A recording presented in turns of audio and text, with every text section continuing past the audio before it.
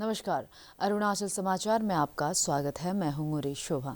आइए बुलेटिन में सबसे पहले देखते हैं मुख्य समाचार। अरुणाचल प्रदेश में बैंकों की आर्थिक गतिविधियों में महत्वपूर्ण भूमिका का उल्लेख करते हुए राज्य के मुख्य सचिव नरेश कुमार ने बैंकों से अगले 10 वर्षों के लक्ष्य को निर्धारित करते हुए काम करने का किया आह्वान। नाबार्ड के क्रेडिट सेमिनार में जारी किया हुआ स्टेट फोकस पेपर।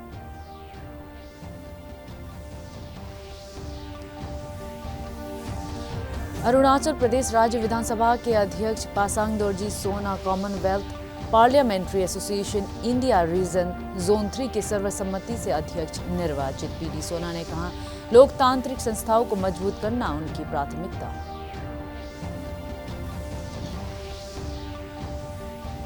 केंद्रीय दिव्यांगजन विभाग की सचिव शकुंतला डी गामलिन ने राज्यपाल डॉक्टर बी.डी. मिश्रा से की मुलाकात। राज्यपाल ने अरुणाचल प्रदेश में आर्टिफिशियल लिम्ब सेंटर स्थापित करने का किया आग्रह। कहा, दिव्यांगजनों को विकास प्रक्रिया में भागीदार बनाने के लिए करना होगा एकजुट प्रयास। अरुणाचल प्रदेश में बैंकों की आर्थिक गतिविधियों में महत्वपूर्ण भूमिका का उल्लेख करते हुए राज्य के मुख्य सचिव नरेश कुमार ने बैंकों से अगले 10 वर्षों के लक्ष्य को निर्धारित करते हुए काम करने का आह्वान किया है। आज राजधानी ईटानगर में राष्ट्रीय कृषि और ग्रामीण विकास बैंक नाबार्ड की ओर से आयोजित स्टेट क्रेडिट सेमिनार को संबोधित करते हुए मुख्य सचिव ने कहा कि युवाओं को ध्यान में रखकर बैंकों को उन्हें आर्थिक गतिविधियों के साथ जोड़ने के लिए कार्य करना होगा।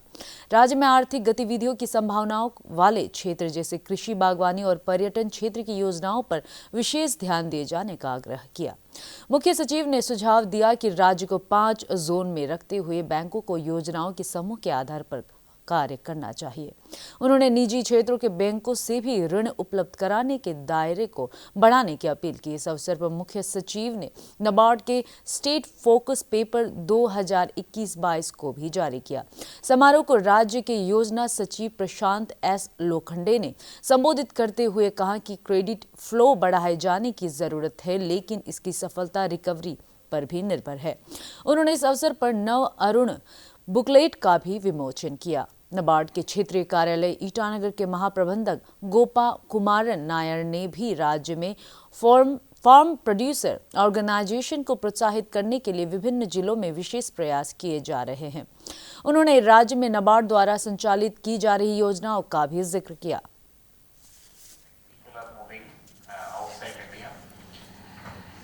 India's high income and upper middle class is a huge number, and they have a tremendous capacity to spend the money.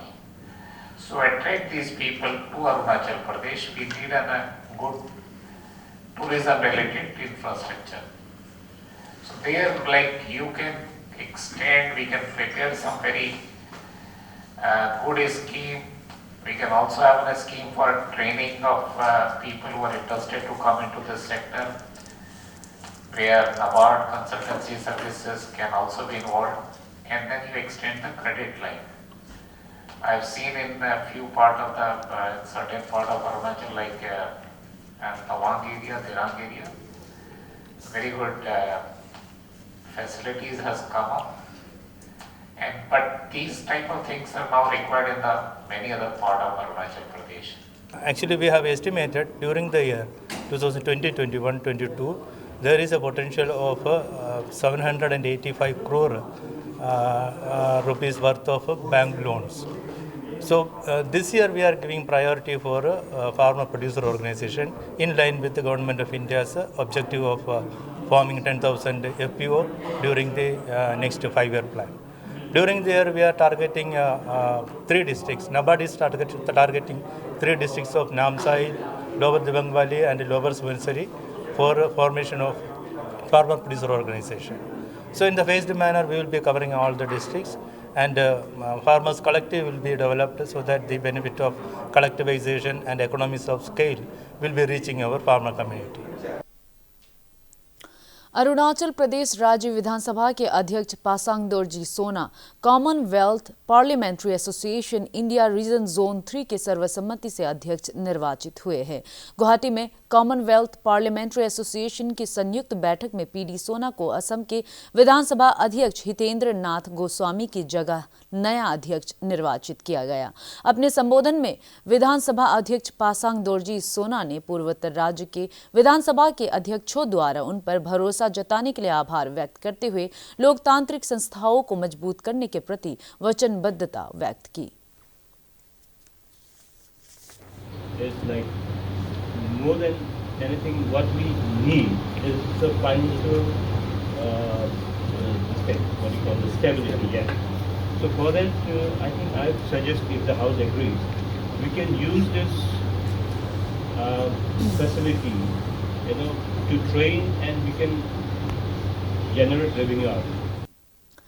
केंद्रीय सामाजिक न्याय और आधिकारिक मंत्रालय के अधीन दिव्यांगजन विभाग की सचिव शकुंतला डी गामलिन ने आज राजभवन ईटानगर में राज्यपाल डॉक्टर बी.डी. मिश्रा से मुलाकात कर दिव्यांगजनों को समाज में सम्मानजनक और बराबरी का अधिकार दिलाने के लिए सरकार की योजनाओं पर चर्चा की। राज्यपाल ने केंद्रीय सचिव से अरुणाचल प्रदेश में आर्टिफिशियल लिम्ब सेंटर स्थापित करने का अनुरोध किया। श्रीमती गामलिन ने कहा कि यदि राज्य सरकार इसके लिए 15 एकड़ भूमि मुहैया कराती है तब इस केंद्र की स्थापना की प्रक्रिया को शुरू किया जाएगा। राज्यपाल ने सिविल सोसाइटी, राज्य और केंद्र सरकार के संयुक्त प्रयास से दिव्यांगजनों को विकास प्रक्रिया में भागीदारी पर जोर दिया। केंद्रीय दिव्यांगजन विभाग की सचिव ने राज्यपाल को दिव्य कला शक्ति कार्यक्रम में भाग लेने के लिए आमंत्रित किया। बैठक में एलिम्को के प्रबंध निदेशक धर्मराज शरीन सहित मंत्रालय के कई वरिष्ठ अधिकारी मौजूद थे। राज्यपाल डॉक्टर बी.डी. मिश्रा ने आज वर्चुअल कॉन्फ्रेंस के माध्यम से ईस्ट सियांग जिले के नोरलुंग स्थित सैनिक विद्यालय के सभी हितधारकों के साथ चर्चा की। इस बैठक में राज्य के शिक्षा मंत्री ताबा तेदिर, इन्फेंट्री डिवीजन लिकाबाली के GOC major general Ajay Kumar Vij, राज्य की शिक्षा सचिव निहारिका राय, ईस्ट सियांग जिला उपायुक्त किन्नी सिंह, पुलिस अधीक्षक राजीव रंजन सिंह, PWD के सेंट्रल जोन B के मुख्य अभियंता मार्कर बाम, प्राथमिक शिक्षा निदेशक तापी गांव, सैनिक विद्यालय के principal lieutenant colonel Rajesh Singh सहित कई अधिकारियों ने हिस्सा लिया। राज्यपाल ने विद्यालय के कैडेट्स को बेहतर शिक्षा मुहैया कराने और सभी आवश्यक बुनियादी सुविधाएं उपलब्ध कराने पर जोर दिया।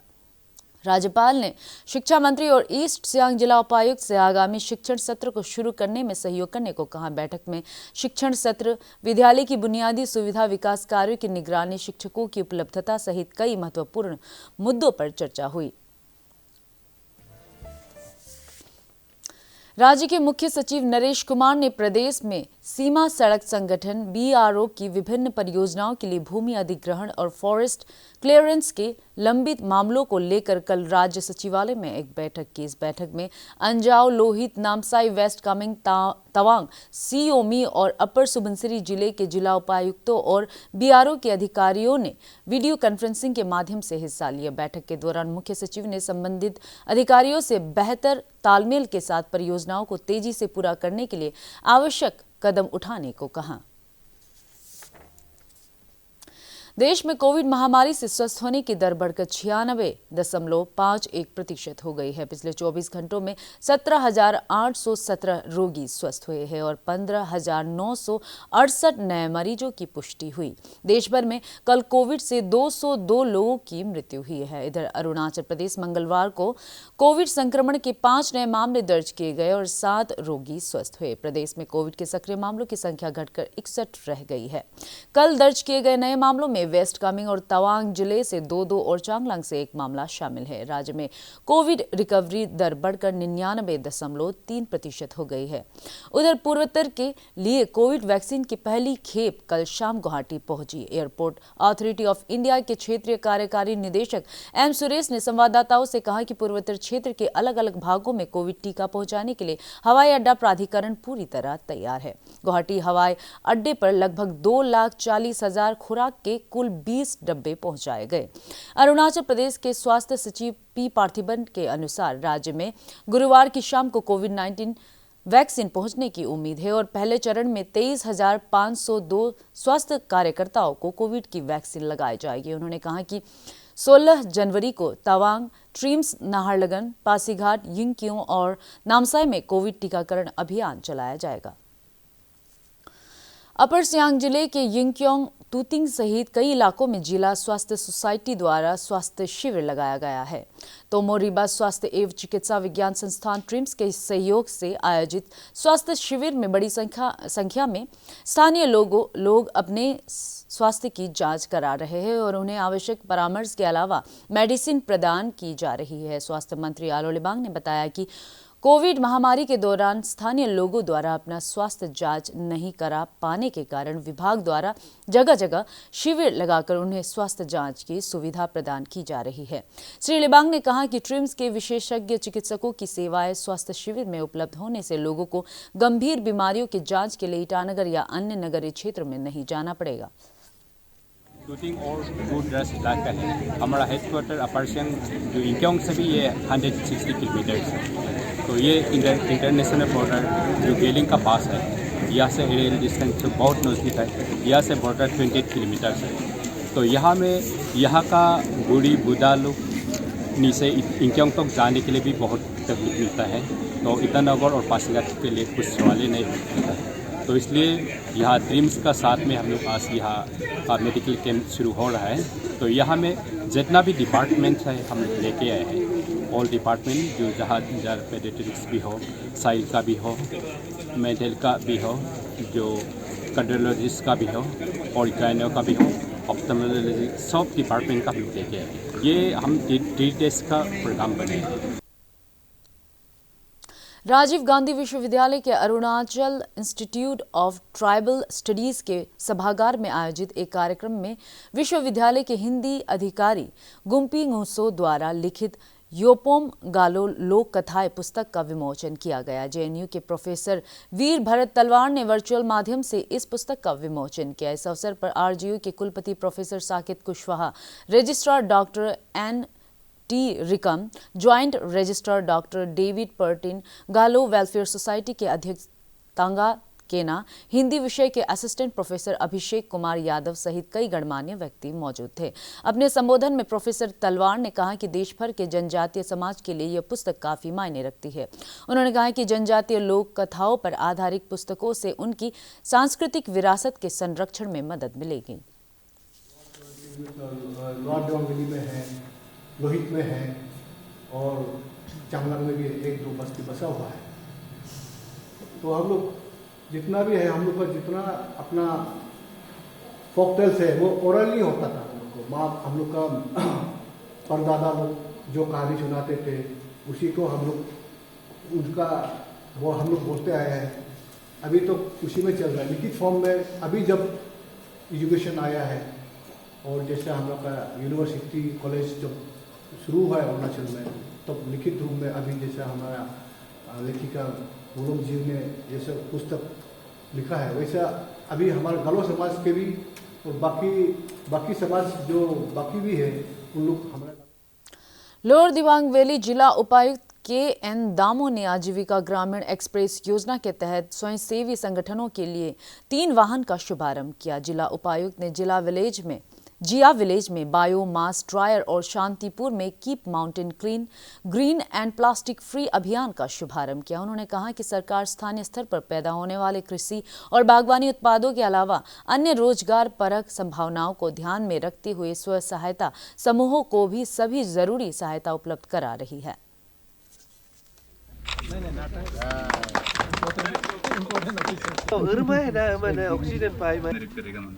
और सब मैनुअली है, अगर कम हीट चाहिए तो उन लोग। मेरा नाम है हेमा पुलू और मेरा एसएजी का नाम है आयामे।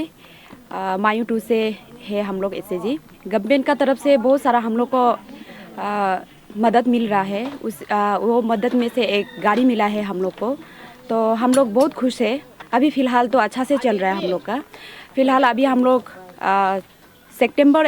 सितंबर से स्टार्ट किया है। हम लोग गाड़ी लाइन में दौड़ा रहा है अभी उसको। तो अभी तक का ट्रांजेक्शन हम लोग का 1 लाख ट्रांजेक्शन हो चुका है।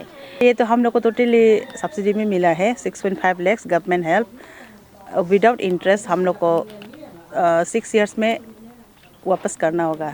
अभी हम बागवानी एवं वानिकी महाविद्यालय पासीघाट द्वारा सियांग जिले के बोलेंग में ओएस्टर मशरूम कल्टीवेशन पर प्रशिक्षण कार्यक्रम आयोजित किया गया। इस प्रशिक्षण शिविर में बोलेंग, दोसिंग, लिलेंग, सीमांग, पारेंग और रेंगो गांव की करीब 140 महिलाओं ने हिस्सा लिया। अरुणाचल प्रदेश राज्य ग्रामीण आजीविका मिशन के तहत महिलाओं को स्व सहायता समूह बनाकर मशरूम की खेती करने और कम लागत में इससे अधिक आय प्राप्त करने के बारे में जानकारी दी गई। कृषि विशेषज्ञ डॉक्टर RC साक्यवार ने महिला किसानों को स्थानीय संसाधनों का उपयोग कर मशरूम का उत्पादन करने और इससे अच्छी आय प्राप्त करने के बारे में जानकारी दी।